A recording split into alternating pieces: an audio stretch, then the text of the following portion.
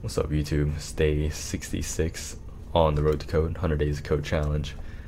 Now, today's topic was about JavaScript functional programming and seeing the practice with that. This time around, revisiting it, it made a lot more sense because of the Anthony Alicia JavaScript course on Udemy. And the main thing with understanding it is that just understanding that JavaScript, the programming language itself, is dynamically typed, and because of that, because it's dynamically typed, it's able to read,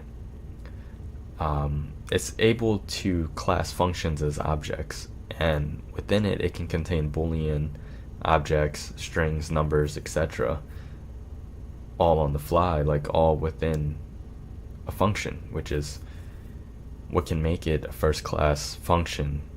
In turn, first-class functions can reference to other functions, and that is basically the gist of functional programming, making functions within functions. It's the idea of thinking in terms of thinking and coding in terms of functions, essentially. And the example that we used in the course was creating an array and looping over an array. And that's the basic syntax of just creating a for loop and then pushing the array to change a value was the example. But he did this the normal way. And then the functional programming method way was to use first-class functions. And to do this, created a function with an array and a function in the parentheses. And a new function, there was a function and an array in the parentheses, and then within the code object of that, in the object literal curly braces, what we had was a new anonymous variable, which just the two brackets with no name, but that's okay. You can have anonymous functions, which is also something we learned in the course. And then within that, after the anonymous variable, created a for loop and pushed the function. And basically we called a function and passed in an array item. So in short, we created an array, loop over the array given, and add to the new array for every item given, which is also processed by a function that we gave it as well.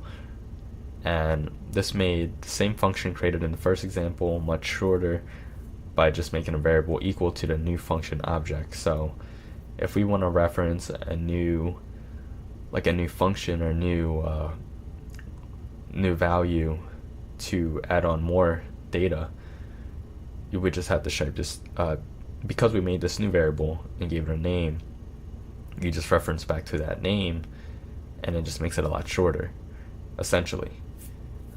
And yeah, just revisiting this topic, it's making me realize that it might be more important to be able to read code than actually write code, because the main problem of being a developer in itself is just solving problems anyways, instead of just mimicking, copying how to write code.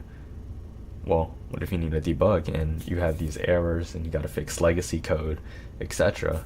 Then that's definitely it's going to come down to you being able to fix problems and read and understand the errors that occur in the code, just by understanding the fundamentals of the programming language itself is what I'm coming to realize.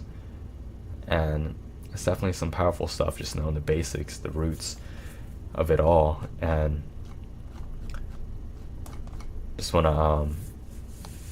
to give a shout out to somebody I look up to, which is John Saddington, CEO of Yen, startup that I'm up to date with and blessed to be part of beta users there. He had a new vlog, and it was just talking about just specialize in something instead of being mediocre. And actually, this wasn't even his vlog. This was a speech that he gave like 5 years ago, but I just seen it on Yen. It wasn't even like a recent post or anything like that, but it was new to me. So, but yeah, the message was to just specialize in a certain thing, and that's what I want to be able to do, is understand the fundamentals of JavaScript, because in the end, the libraries that I'm going to learn eventually, like Angular, jQuery, etc. It's all going to come down to what the founders of those libraries and frameworks knew about JavaScript itself.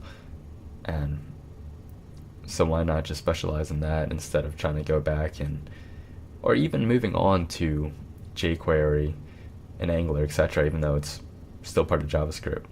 Why move on when I can specialize and understand the fundamentals of JavaScript? Or if I was to go to another route and just try to learn Python, etc. So even though I'm kind of slow pacing it, doing just repetitive stuff, like, I mean, literally every day at work I'm listening to this course as a podcast, like hours of it, matter of fact, every day, because as I said, just repetition is key. I definitely want to get down the fundamentals, and each time I listen to it I learn something new. It's like, oh yeah, or it just reminds me of something basic, you know.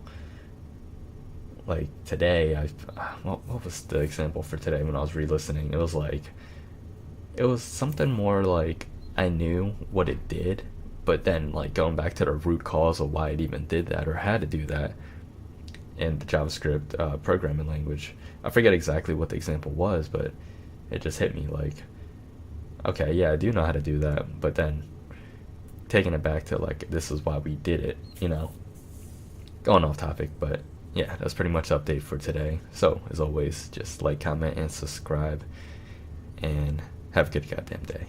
Peace out.